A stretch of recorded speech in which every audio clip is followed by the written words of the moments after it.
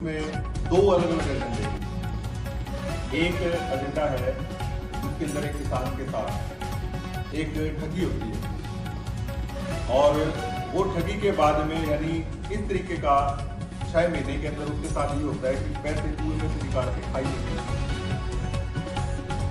किसान की पूरा 34 का रहने वाला इस किसान को कुछ लोग इसके साथ जान पहचान बनाते हैं और जान पहचान बनाने के बाद में किसान को कहते हैं कि फिर हमारा फलां ठेकेदारी का काम हम आपका पार्टनर बनाते हैं। 15 लाख रुपए की रकम टीपूराम से वो ठग लेते हैं। ठगी होने के बाद में जब टीपूराम को समझ आती है कि मेरे साथ ठगी होगी तो टीपूराम थाने के अंदर अपनी बात को लेकर अपने परिवार दायर करने के लिए जाता है।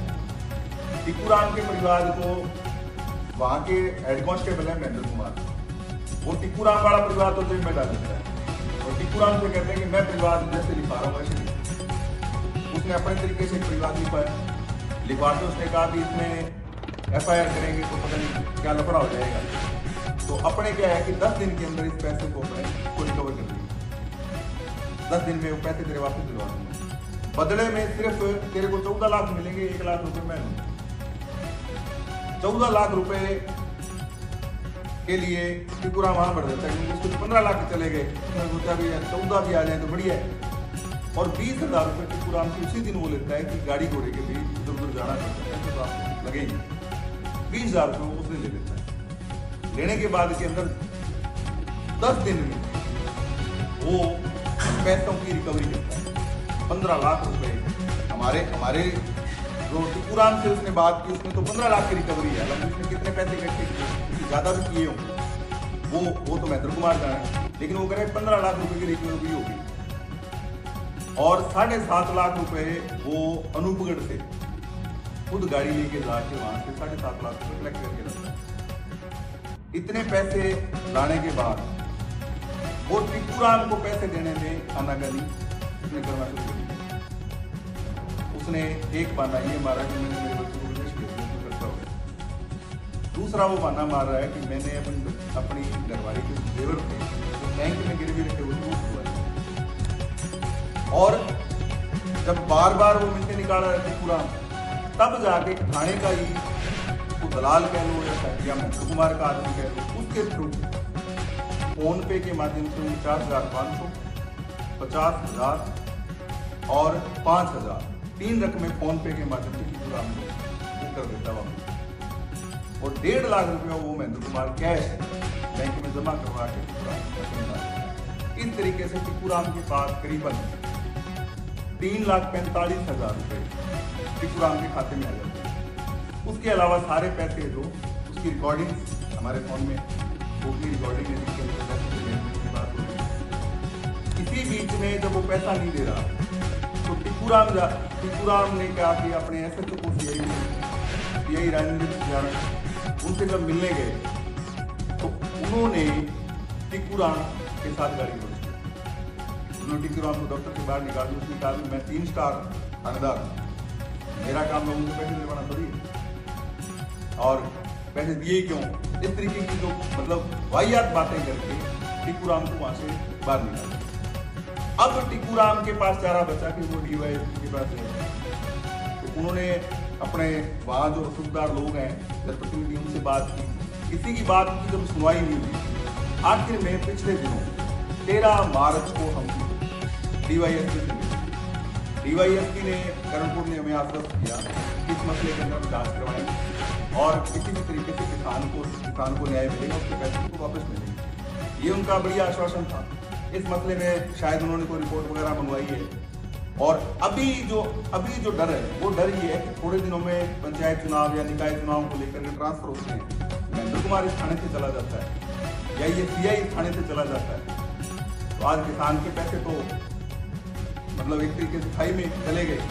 इसलिए इस बात को लेके हम चाहते हैं कि इस मसले में SP साहब इस मसले में एडिशनल SP उनको जांच करनी चाहिए। ये बंदे जो है इस तरीके से जो 15 लाख रुपए का एक तरीके की लूट है वो लूट टीपूराम के साथ हुई है और लूट के अंदर जो एक सबूत के तौर पर शख्स है हमारे पास, मैं आपको दिखाना चाहूँगा। ये दो चेक हैं, ये दो चेक जो ठगी मारने वाले आदमी से दिलवाए गए हैं। इस आदमी को दिनांक 31 अक्टूबर को इस आदमी को महेंद्र कुमार ने 151 में भी बंद किया था। किससे चेक ले लिए?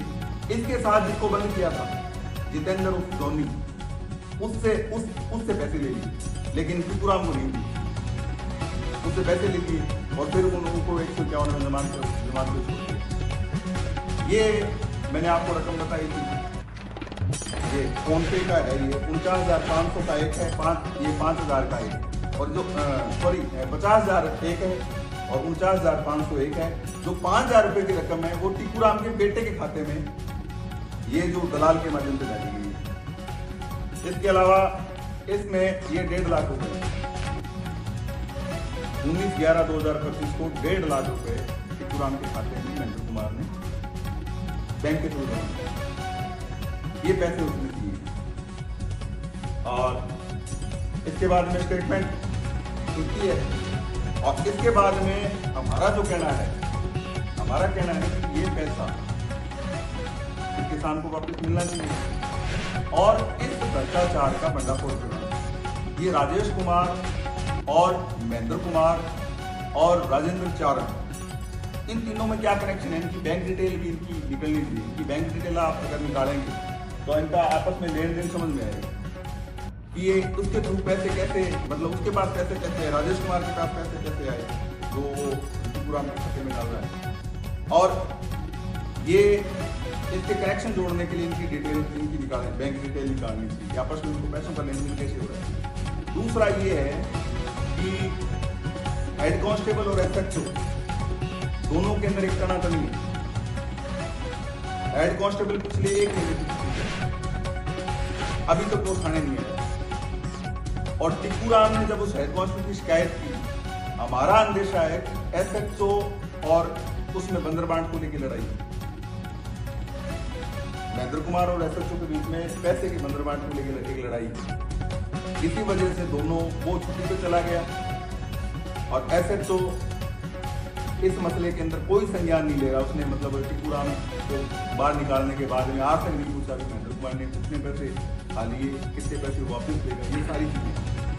और ये मामला है 16/9 2025 का और आज हो गया 25/3/2025। 6 महीने और 10 दिन का टाइम हो गया। 6 महीने और 10 दिन हो गए।